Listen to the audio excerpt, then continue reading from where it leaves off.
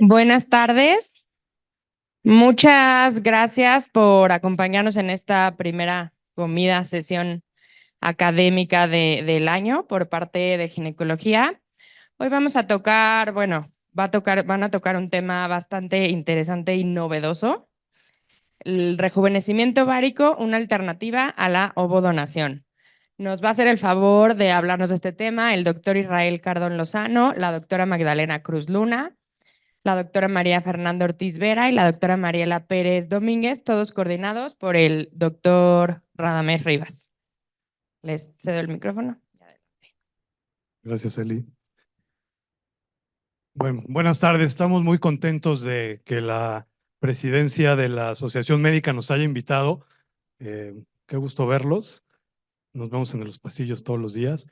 Y estamos muy contentos que el grupo de Biología de la Reproducción, al menos el grupo médico, eh, platicar algo sobre un tema que hoy en día no es tan reciente. La verdad es que todo esto del rejuvenecimiento está siempre en la idea del ser humano, ¿no? Y si ustedes buscan, hay mucha literatura superflua o no tan superflua, ¿no? La idea de rejuvenecerse pues, es ancestral. Creo que todos nos gustaría ser cada vez más jóvenes, ¿no? Aunque la realidad es otra. La verdad es que no estamos tan jóvenes. Eh, de modo que lo que queremos es mostrarles el panorama del rejuvenecimiento ovárico, qué hay en realidad en el mundo, por qué se hace, cuál es la intención. Finalmente, no solo la mujer, también los hombres de pronto queremos rejuvenecer. Y sobre todo es un tema escabroso porque tiene un gran marketing, ¿no? Todo este rollo del rejuvenecimiento atrae a mucha gente que quisiera verdaderamente rejuvenecer y no lo es tanto, ya lo veremos más adelante. Trataremos de tocar eso. ¿Quiénes serían las pacientes ideales? ¿En qué se basa esto del rejuvenecimiento ovárico? Eh, el grupo de residentes que tenemos en el Hospital de Biología de la Reproducción son quienes van a explicarnos esto. Son médicos extraordinarios, con gran compromiso, muy serios, que desde hace más de 30 años se preparan, no ellos, ¿no? Sí, no, sino la residencia en Biología de la Reproducción. Entonces, adelante, ¿quién va a empezar? El doctor Israel va a continuar. Hola, hola, buenas tardes a todos. Bueno, pues el principal objetivo de esta plática del rejuvenecimiento ovárico y las opciones que tenemos para ovodonación es conocer la fisiología del envejecimiento ovárico, así como las tendencias y evidencias científicas acerca de los métodos existentes para llevar a cabo el mismo. La agenda del día de hoy va a ser tratar los objetivos, justificación, introducción, mecanismo del envejecimiento ovárico, medicina basada en la evidencia del rejuvenecimiento ovárico y así las conclusiones. Bueno, de manera de introducción debemos de recordar que la concepción va a requerir diferentes tipos de procesos en los cuales va a estar incluido la ovulación. Ahí tomamos en cuenta que van a existir diferentes tipos de parámetros en cuanto a calidad y cantidad predestinado para cada mujer, permeabilidad tubárica, interacción de los gametos, así como tener un adecuado útero y endometrio receptivo. En esta plática vamos a enfocarnos principalmente en la ovulación, ya que en esta debemos de recordar que tiene un número determinado desde que nace la paciente y para ello debemos de tomar en cuenta algo, que conforme va pasando la edad, tiene a disminuir esta cuenta y reserva ovárica. Para ello debemos de recordar que el abordaje de una pareja infértil se tiene que tomar en cuenta a los 12 meses o más de coitos regulares sin anticoncepción. Y como nuestra temporalidad es muy importante para dar la calidad y la cantidad de ovocitos, debemos de tomar en cuenta que a partir de los 35 años, que es que donde existe un punto en declive, este estudio de la pareja infértil se va a reducir a los 6 meses. Debemos de recordar que esto ya es un problema de salud pública. Uno de cada 7 personas, uno de cada 7 personas ya va a tener un problema de fertilidad. Se estima que del 17.5% de una población total tienen problemas de bajo y alto grado de complejidad en el entorno de la fertilidad. Es por ello que debemos de tomar en cuenta esto para dar un panorama y un tratamiento oportuno. Sin embargo, lo ideal sería tomar en cuenta todos estos puntos para tener una prevención de la infertilidad. Para ello debemos de tomar en cuenta que esta es una tendencia al incremento de la infertilidad y esta va a ser relacionada a diferentes patologías. Para ello debemos de tener un abordaje adecuado para dar un pronóstico reproductivo. ¿Por qué el abordaje adecuado? Debemos de recordar que, por ejemplo, existe una tendencia a postergar eh, el embarazo en las personas. Es por ello que dar una adecuada asesoría nos va a dar un panorama en cuanto a qué es lo que tenemos que hacer, qué es lo que podemos ofrecerle a la paciente. Debemos de recordar que posponer el embarazo de forma voluntaria, ya sea por diferentes cuestiones, ya sean sociales o académicas, hay personas que lo han dejado hasta a partir de los 32, 35 años. Es por eso que también a partir de esta edad se existen alteraciones citogenéticas y disminución de la calidad ovocitaria. A pesar de eso, también pueden existir diferentes tipos de complicaciones a nivel obstétrico, así como una asociación a pérdidas gestacionales recurrentes. Es por ello que a partir de cierta edad empieza el declive en cuanto a al número específico de ovocitos que puede llegar a tener la paciente. Al tomar en cuenta esto, debemos de encontrar que a mayor edad existe una asociación a tener embriones con aneuploidías, específicamente nosotros lo vemos en los centros de reproducción.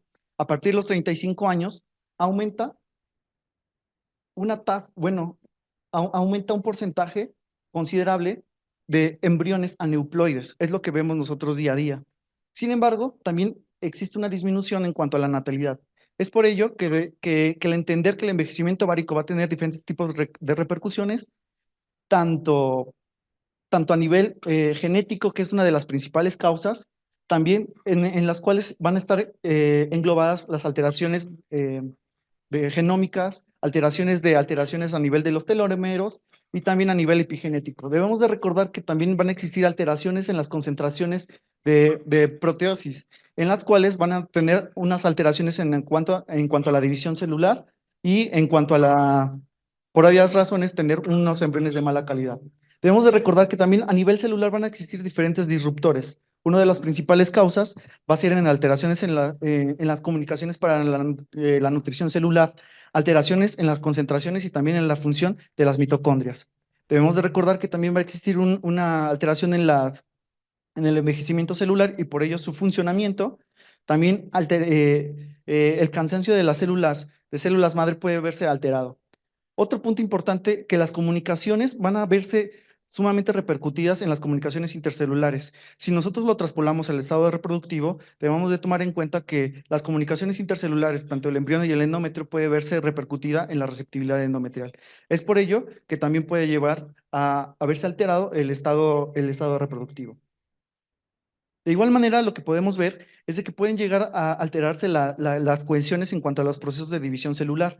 Es por ello que puede llegar a alterarse los procesos de división y en lugar de verse afectado en la metafase 1 o en la metafase 2 del proceso de división celular. Va a continuar mi compañera Magdalena. ¿Qué tal? Buenas tardes.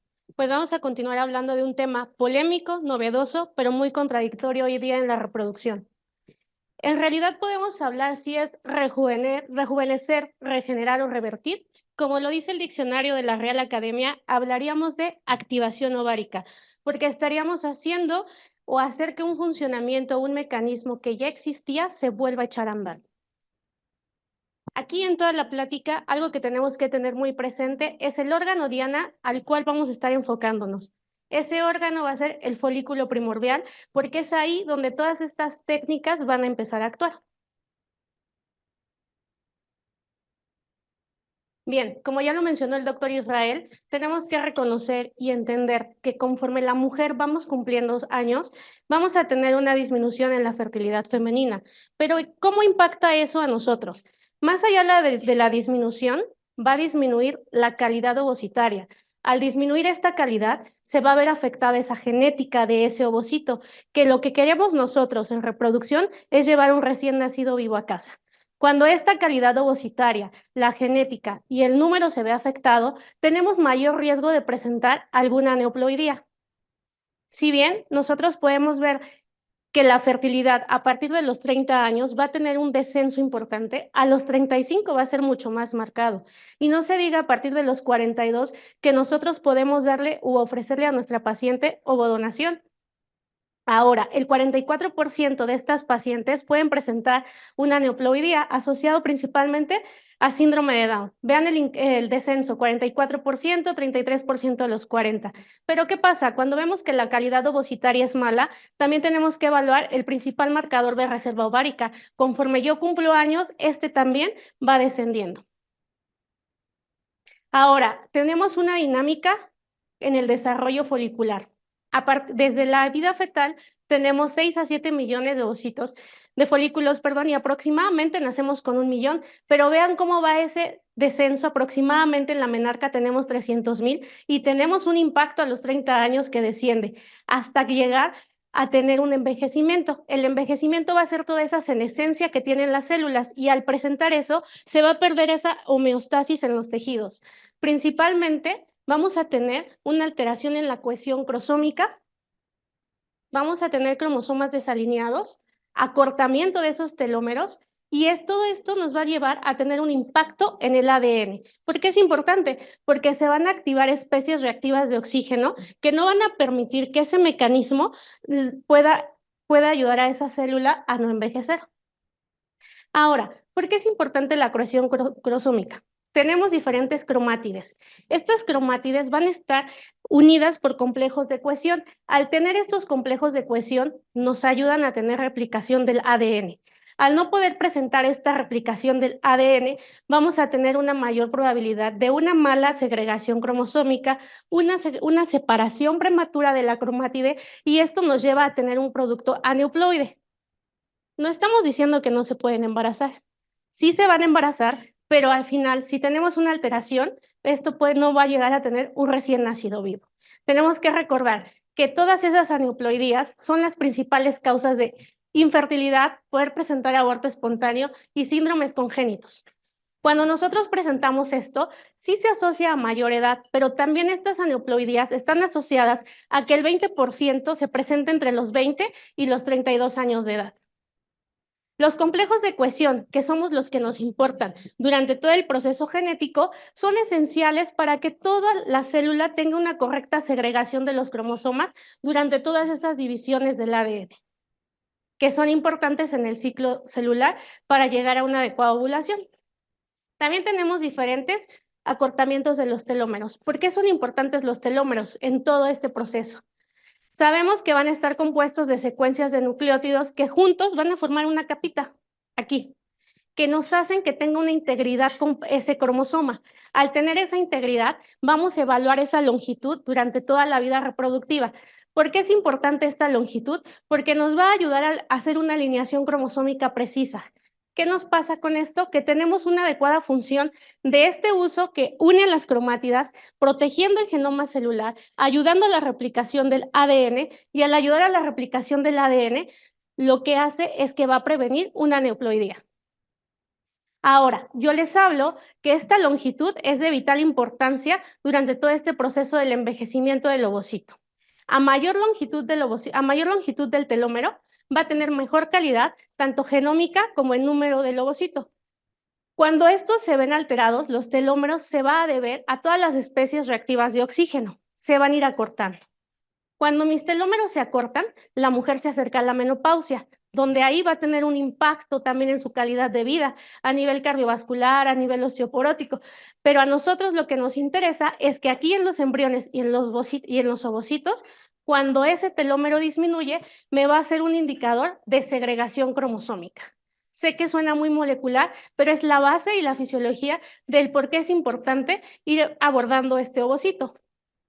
Vamos a tener un indicador de segregación cromosómica inadecuada, por lo tanto, que a menor longitud de ese telómero, vamos a tener fragmentación embrionaria y vamos a tener un paro en ese desarrollo de ese embrión o de ese ovocito. Ahora, ¿qué pasa? Ya vimos que conforme pasa la edad, pues vamos a llegar a la 3 y a la menopausia, menor número de folículos. Los telómeros son la principal teoría del envejecimiento ovárico. Vamos a tener una proteína de unión que se llama sheltering, que es la que va a cuidar esas tapitas de los telómeros, que no haya una replicación anómala del ADN.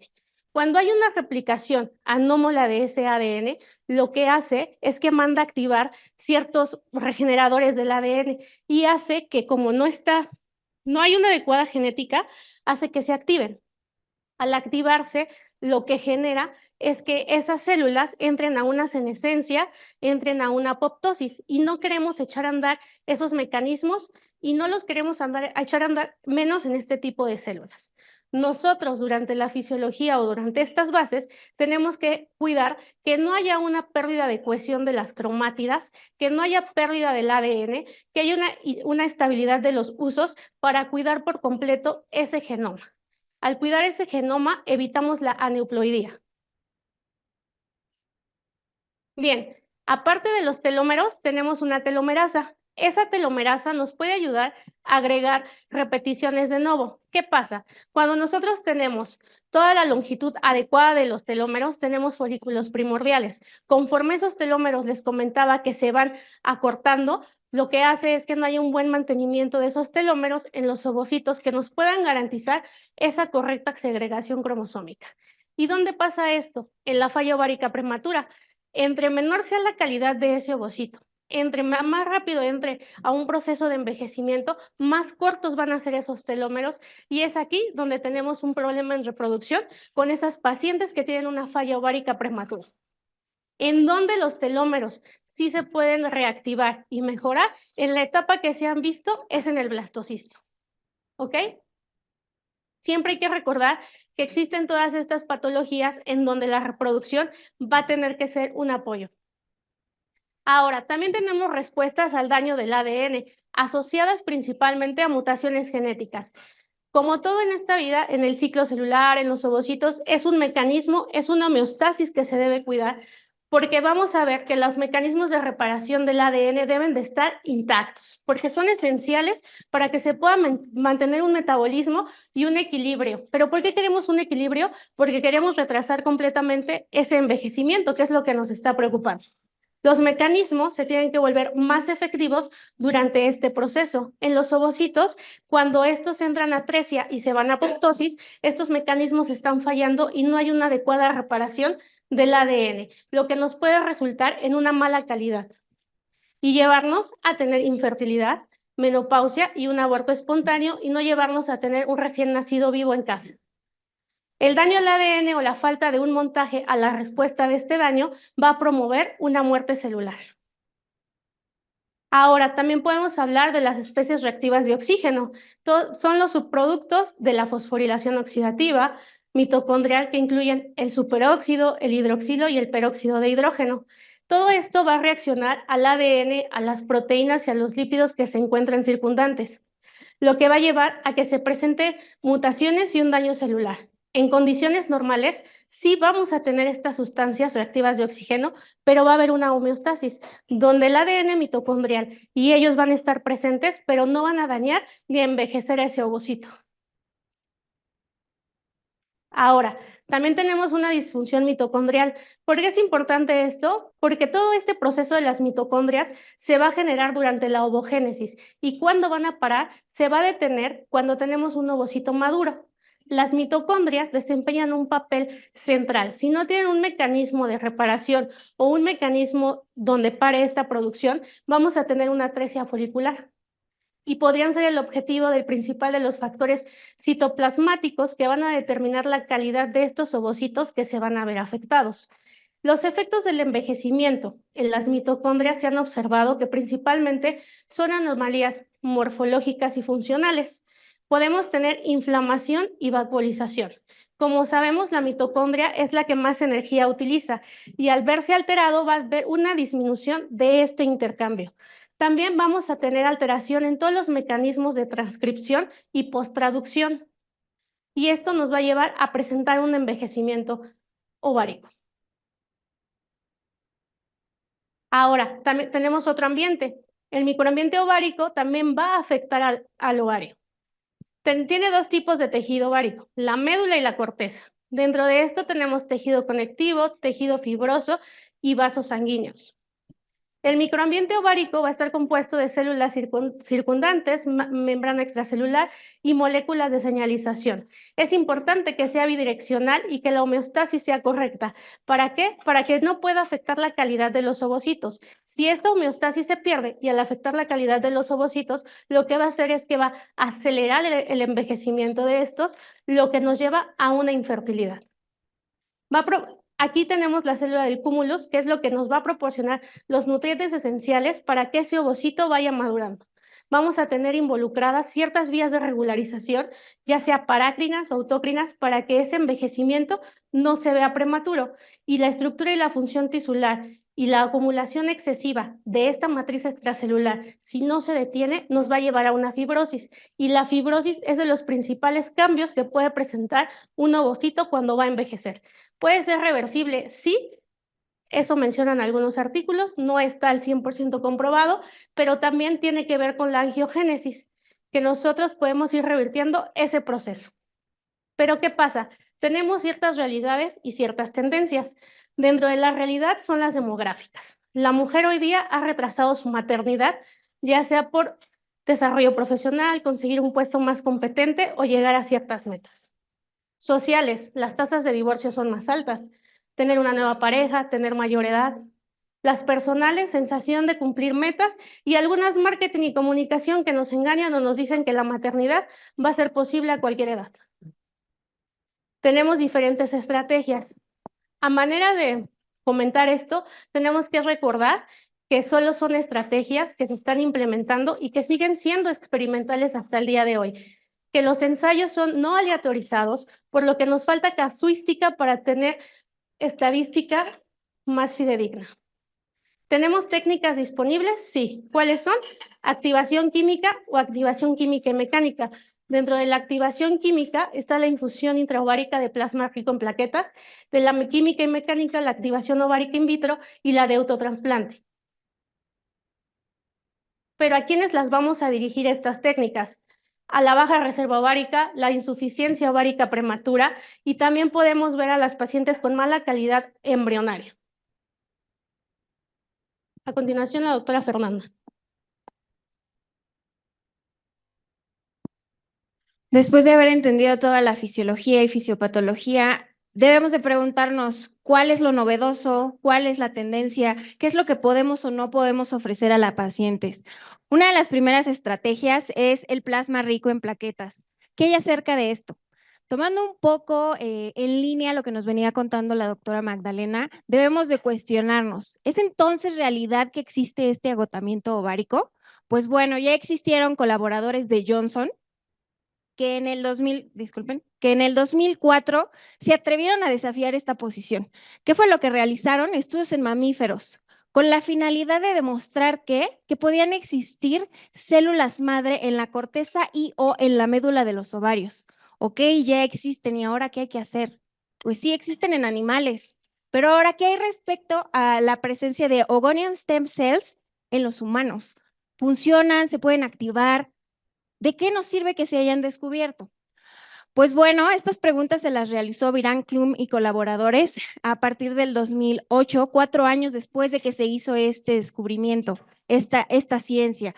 ¿Qué fue lo que hicieron? Pues realmente confirmaron la presencia de las células madre en la corteza de los ovocitos y esto fue importante porque la identificaron no en mujeres jóvenes, no en mujeres en edad fértil, sino en mujeres de gran importancia en la biología de la reproducción, que son mujeres que se encontraban en la perimenopausia o que estaban ya diagnosticadas con insuficiencia ovárica. Esto es de gran importancia.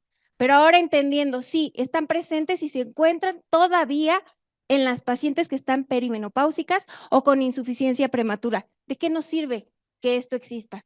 Pues bueno, Pantos y colaboradores, 8 años después, realizó un estudio. ¿Qué fue lo que hizo? No podemos quitarle mérito porque fue un pionero, pero su estudio es solamente con 8 pacientes, de validez porque son menopáusicas, perimenopáusicas, con una edad de 45 años, las cuales se caracterizaban por tener una ausencia menstrual aproximada de 4 años. No describe, desgraciadamente, en su revisión cómo es que realiza la preparación de la inyección de este plasma rico en plaquetas, pero una de sus conclusiones es: las pacientes reanudan sus ciclos menstruales. ¿Podemos darle mérito o no? Sí, son pioneros. Sin embargo, no había la cantidad de pacientes necesaria, no había grupos control, no había cómo comparar, no había doble ciego, no había aleatorización. Entonces utilizaron el plasma rico en plaquetas. Sé que esta es una plática en la que no es la primera vez que escuchan esta palabra. Podemos recordar que el plasma rico en plaquetas se va a lograr a través de un proceso de centrifugación de la sangre. ¿Cuál es la finalidad de lograr esta centrifugación? De someter la sangre a la centrifugación, obtener el plasma con una concentración de aproximadamente 5 a 10 veces mayor únicamente de plaquetas. ¿Para qué? Pues se ha demostrado que el hecho de tener una mayor concentración de plaquetas nos va a proporcionar citocinas, factores de coagulación, proteínas de adhesión, proteínas de membrana, factores mediadores de procesos inmunológicos y, lo más importante en esto, factores de crecimiento. Estos factores de crecimiento ya se han estudiado y se ha demostrado una importancia vital. ¿Cuál es esa importancia? Son capaces de estimular el colágeno, capaces de generar proliferación ósea, quimiotaxis de los fibroblastos, activación de los macrófagos, angiogénesis, migración y mitosis de células.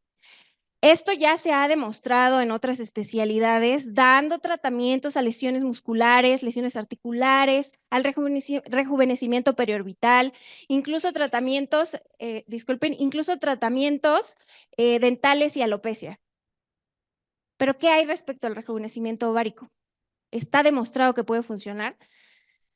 Nos explicaron la fisiología y la fisiopatología del envejecimiento, pero ahora somos capaces entonces de dudar si esta reserva ovocitaria con la que nacemos realmente es finita y ya va a estar determinada desde que nacemos. ¿Por qué es que somos capaces de cuestionárnoslo?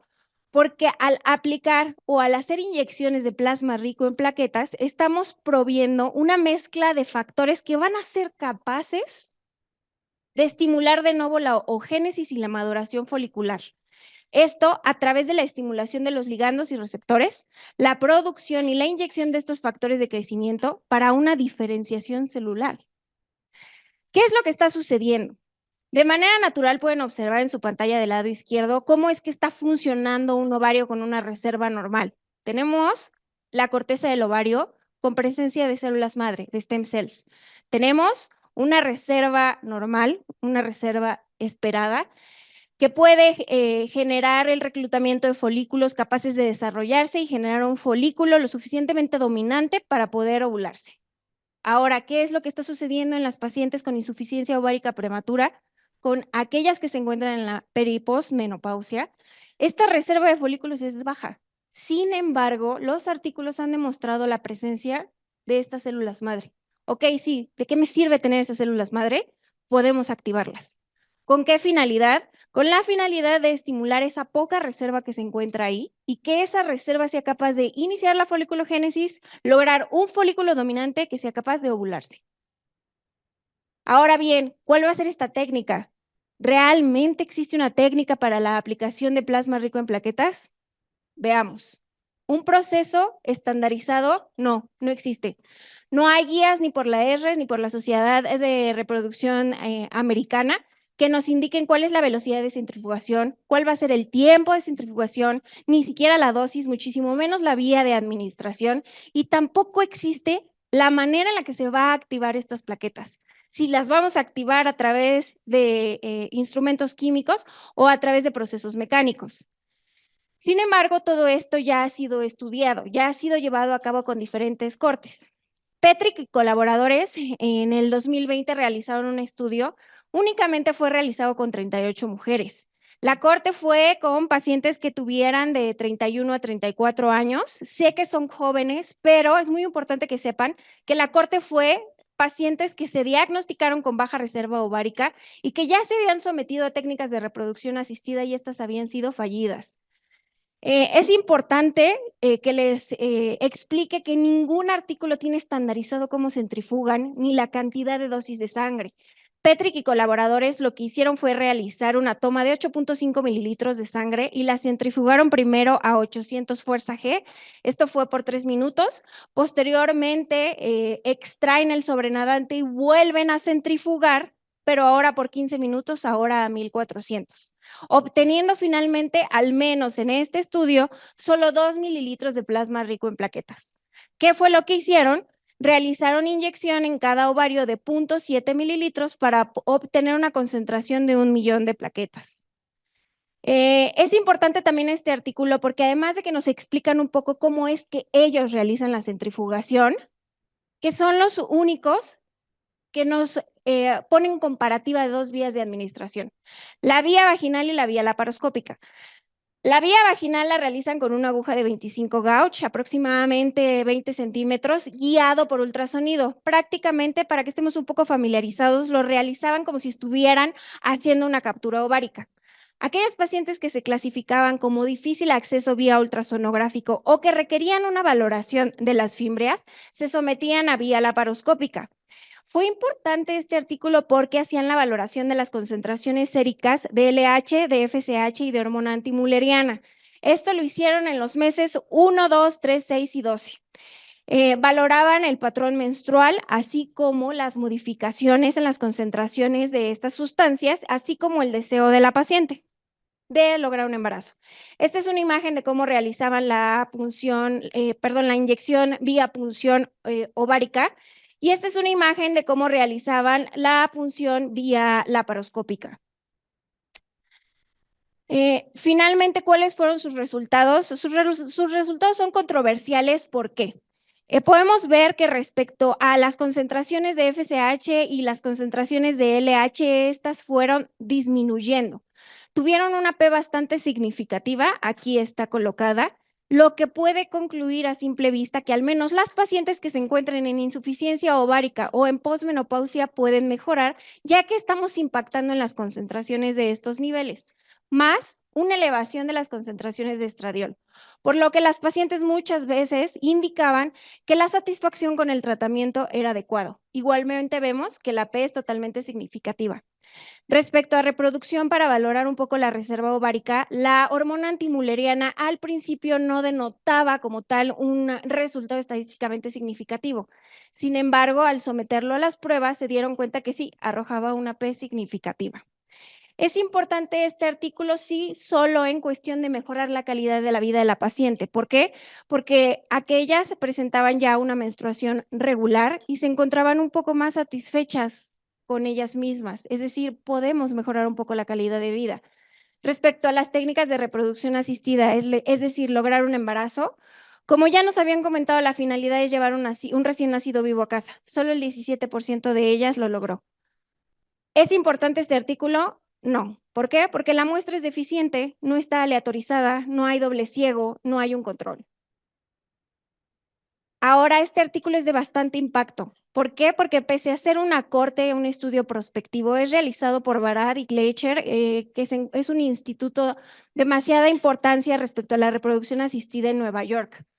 Es importante porque se plantean una pregunta al utilizar el plasma rico en plaquetas. ¿Ok? ¿Lo vamos a ofrecer a todos? No. Hay que pensar que el plasma rico en plaquetas puede ser una opción a pacientes que sabemos que el último paso va a ser la ovodonación, pero ¿les va a servir? Estos son los resultados.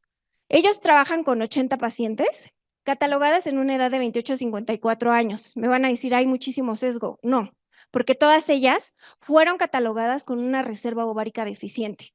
Tenían una antimülleriana de menos de 1.1 y una FSH de mayor de 12.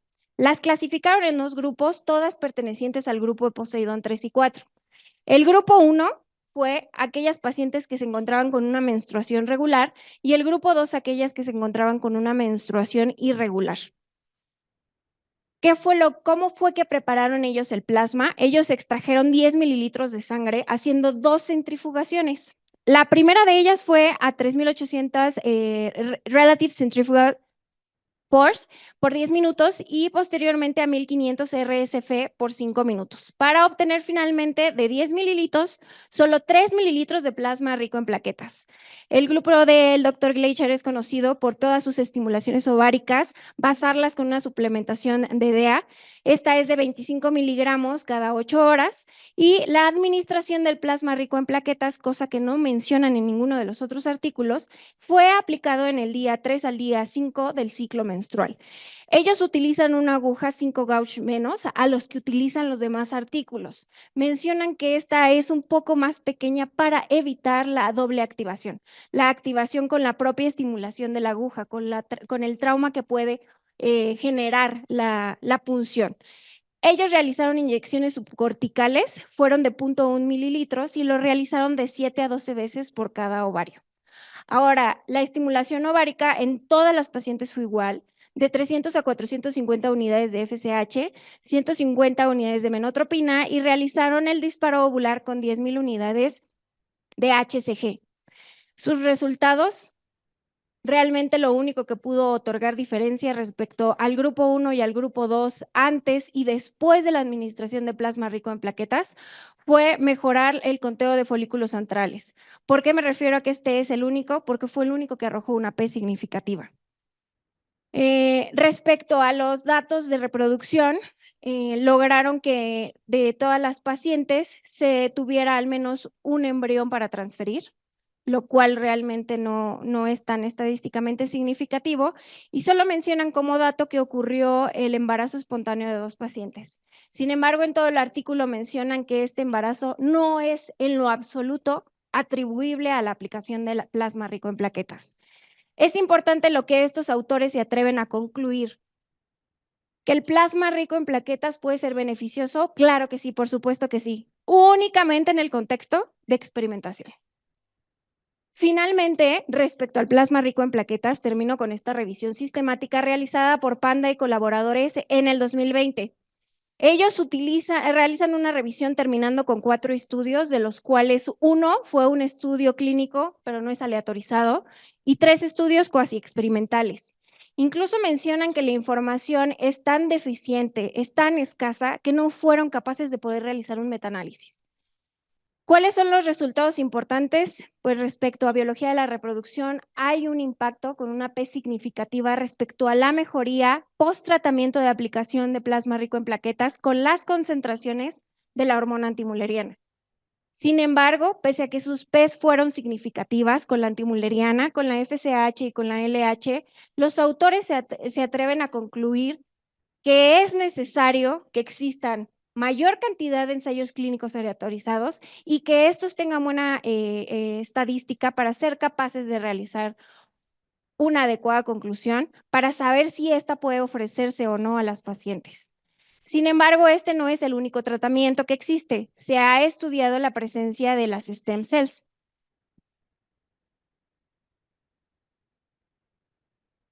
Buenas tardes a todos, provecho. Yo soy la doctora Mariela Pérez Domínguez, residente de Biología de la Reproducción Humana, y a continuación les voy a hablar de células madre. Bueno, células madre como para trasplante de médula ósea en pacientes tanto pobres respondedoras y con insuficiencia ovárica prematura. Pero bueno, como breve introducción, les voy a hacer un recordatorio de las células madre. Las células madre son todas aquellas que van a tener la capacidad de autorrenovación y que pueden proliferar y tener una diferenciación en cierto linaje celular, que nos va a beneficiar a diversos tejidos y órganos para presentar una mejor funcionalidad. Bueno, esto es un breve recordatorio. Ya sabemos que las células madre se dividen en 2 tipos, en lo que son fetales y adultas. Las células madre fetales las podríamos obtener de lo que es placenta, cordón umbilical, líquido amniótico, y las células madre adultas en lo que es piel, tejido adiposo y lo que es médula ósea. Bueno, y estas a su vez pues se pueden diferenciar en lo que es hueso, músculo, cartílago, pues tejido adiposo, vasos, piel y lo que son nervios. Bueno, ¿y por qué se cree que las células madre derivadas de médula ósea realmente sirven para este tipo de pacientes?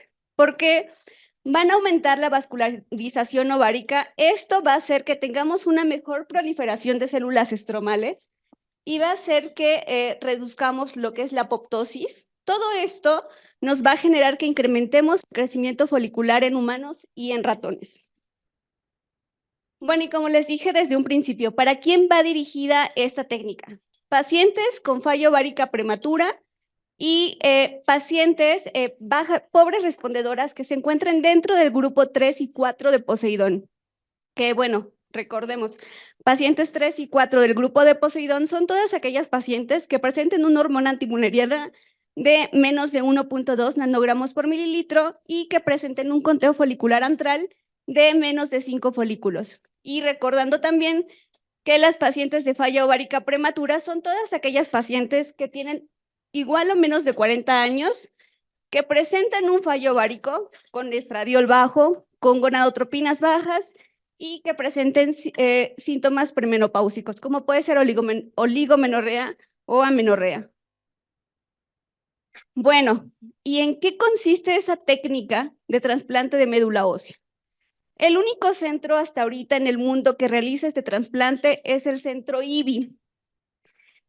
Y el trasplante consiste en estimular a las pacientes con factor estimulante de colonias de granulocitos.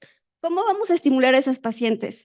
Vamos a aplicar una dosis subcutánea de 10 microgramos por kilogramo día de lo que es factor estimulante de colonias de granulocitos durante 5 días. Posterior a esto, vamos a hacer lo que es una aspiración y biopsia de médula ósea.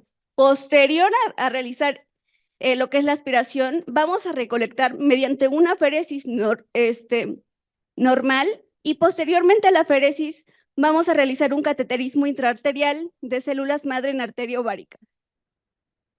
Bueno, pero esto es un punto muy importante. ¿Quién va a realizar el cateterismo intraarterial? Vamos a tener el apoyo de lo que es radiología intervencionista.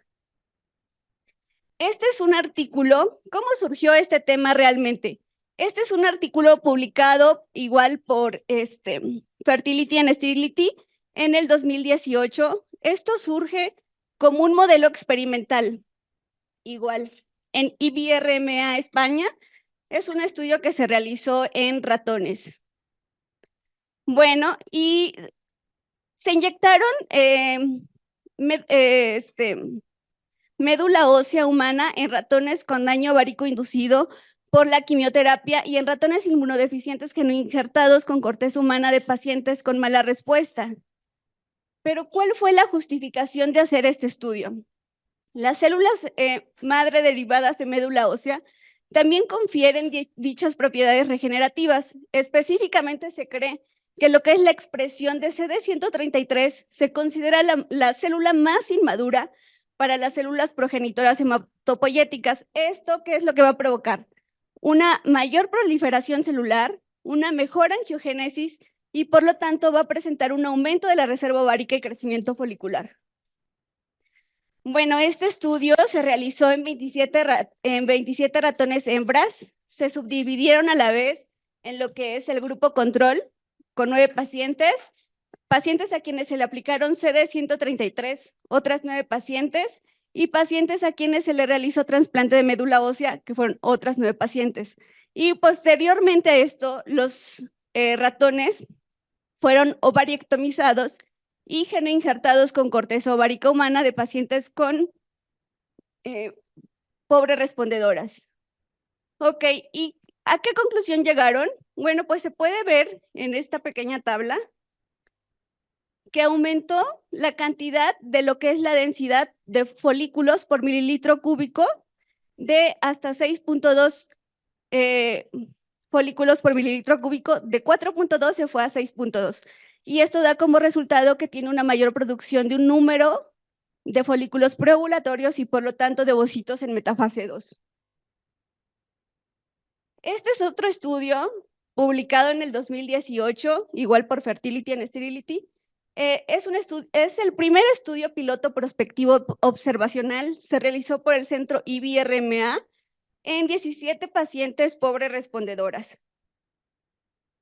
Bueno, y llegaron posterior a la técnica de movilización de células de médula ósea en sangre periférica, se dieron cuenta que aumentaba, junto con la hormona antimülleriana, el factor de crecimiento de fibroblastos 2 y aumentaba también,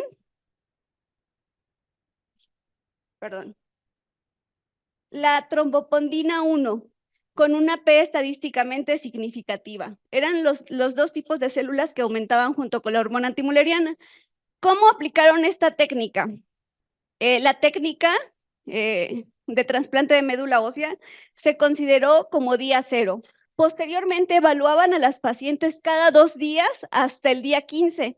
Medían lo que es la hormona antimülleriana y medían lo que es el conteo folicular antral. Posterior al día 15, cada semana volvían a medir la antimülleriana y volvían a realizar un conteo folicular antral. Y posteriormente al mes, realizaban cada mes dicha medición.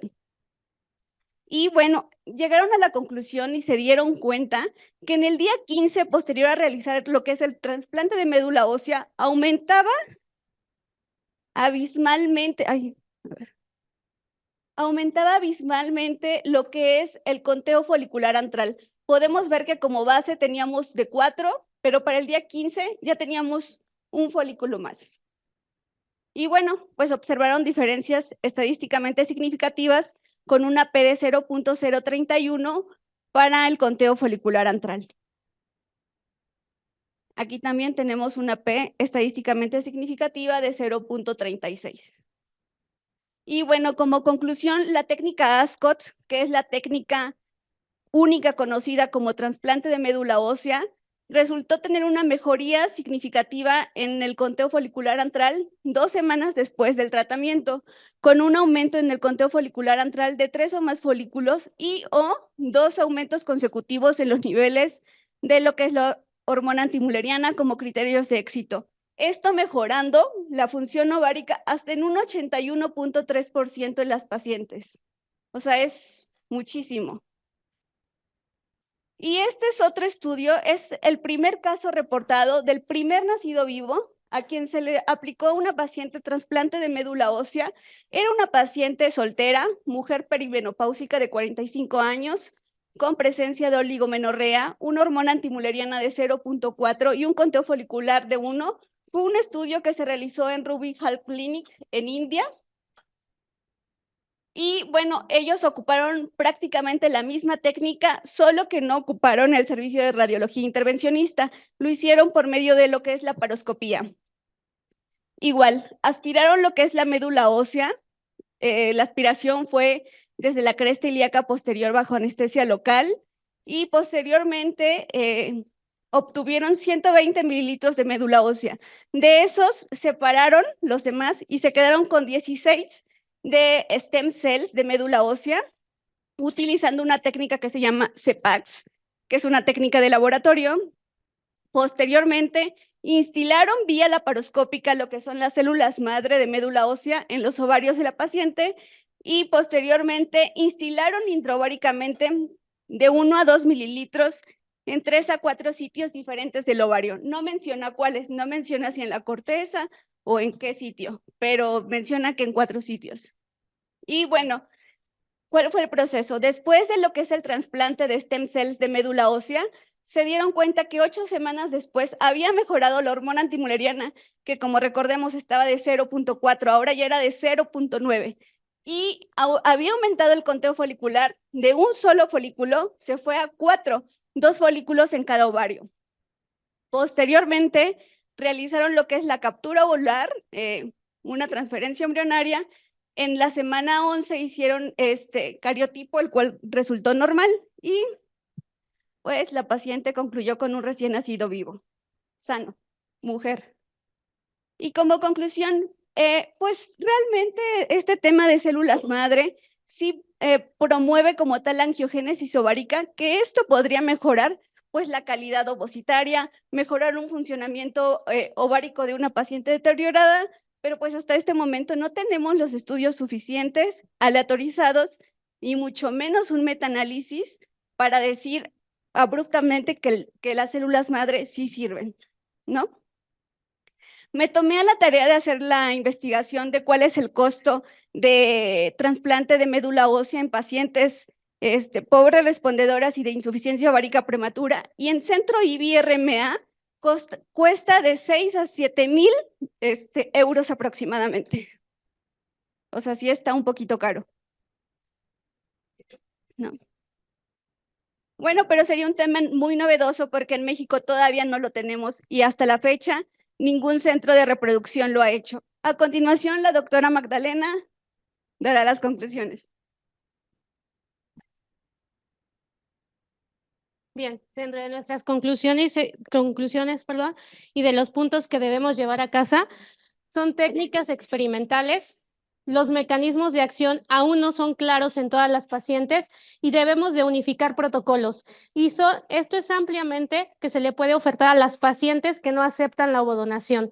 Debemos recordar que en medicina reproductiva debemos de individualizar a las pacientes para poderles ofrecer el mejor tratamiento y sobre todo no retrasárselos. Algo importante en nuestras pacientes siempre va a ser la edad. Y recordar que dos individuos no se comportan de la misma manera, bajo la misma enfermedad, ni bajo las mismas circunstancias. Gracias.